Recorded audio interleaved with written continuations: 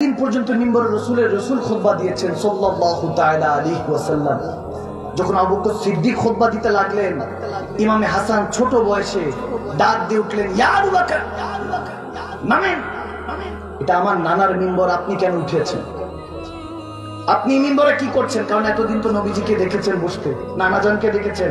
তো ইমামে হাসান বলতেছে, ইয়া আবু বকর, আপনি নামেন, এখানে কেন বসেছেন? এটা আমার নানার মিম্বর। আবু বকর সিদ্দিক যখন এটা শুনলেন, সবাই স্তম্ভ। শেখ খোদা আলী ইমামে হাসানের হাত ধরলেন যে, বাবা এটা বলে না, বড় মুরব্বী, বড়, তিনি এহতরাম করতে হবে, এরকম করা যাবে না।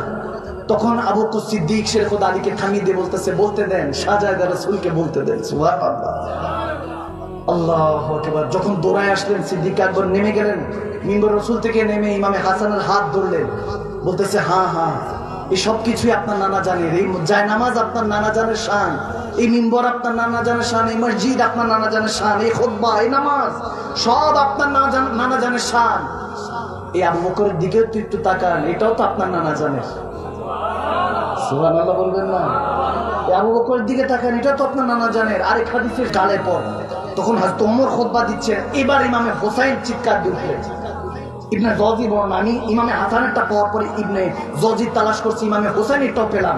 ইমাম হোসাইন হযরত ওমরকে ধরে বসলেন, ইয়া ওমর, এটা আমার নানা জানের মিম্বার, আপনি এখানে কি করছেন? আপনি নামেন। তখন শেখ খোদা আলী আবার ধরেছিলেন, কিন্তু হযরত ওমর নেমে গেলেন।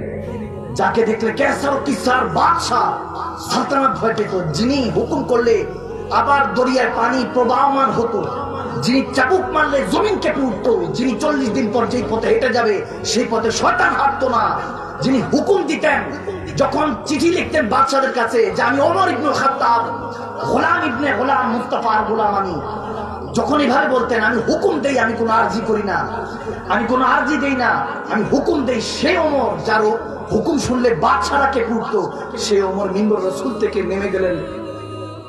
নেমে গিয়ে হযরত হুসাইনের হাত ধরলেন, শাহজাদা রাসূলের হাত ধরে বলতেছে, শাহজাদা রাসূল, ইয়া শাহজাদা, হ্যাঁ এগুলো সব আপনার নানার শান।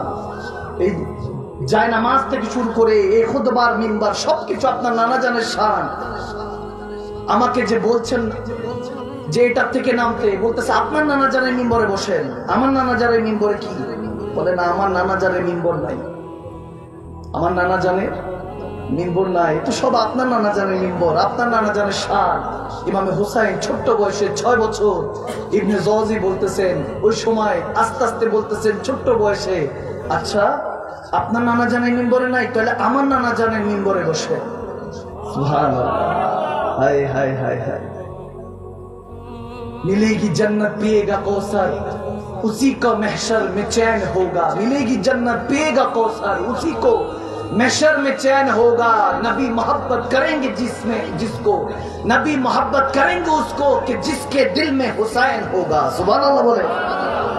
प्यारा नबी ताकी ভালোবাসবেন, তাকি সুপারিশ করবেন যার হৃদয়ের মধ্যে আমার প্যারা নবীর আহলে বায়াতের প্রেম আছে। কুল লা আসালুকুম আলাইহি আজরান ইল্লাল মাওয়াদ্দাতা ফিল কুরবা। সব কিছুর একটা ঋণ আছে। মা বাবার কাছে আমরা ঋণী, তেমনি ভাবে সন্তান হিসাবে মা বাবার কাছে ঋণী, স্বামী তার স্ত্রীর কাছে, স্ত্রী তার স্বামীর কাছে ঋণী, তেমনি ভাবে উম্মত দয়ার নবীর কাছে ঋণী। আর সেই নবীর ঋণ আল্লাহ শোধ করে দিবেন, নিচে আল্লাহ ঘোষণা দিচ্ছেন, যদি আহলে বায়াতকে ভালোবাসি আমরা। সুবহানাল্লাহ, নবীর ঋণ মাফ করে দিলেন। আল্লাহু আকবার।